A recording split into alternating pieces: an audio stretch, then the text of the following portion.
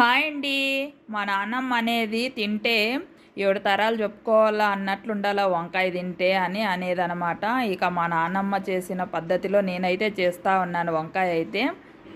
చెయ్యండి మళ్ళీ సూపర్ అంటే సూపర్ టేస్టీగా ఉంటుంది. చూడండి ఇక వీడియోలోకి అయితే వెళ్ళిపోదాం. ఒక్కొక్కరు పెట్టేసుకొని ఆయిల్ వేసుకొని ఆనియన్స్ వేసేసుకొని అలాగే చేసుకున్న వంకాయలను కూడా వేసేసుకొని కారం ఉప్పు పసుపు వేసేసుకున్నాం కదా, ఒకసారి బాగా కలిపేసుకున్న తర్వాత వెల్లుల్లి పేస్టు, కొత్తిమీర పేస్టు, అలాగే కొబ్బరి పొడి కూడా వేసేసుకొని ఒకసారి బాగా కలిపేసుకోండి.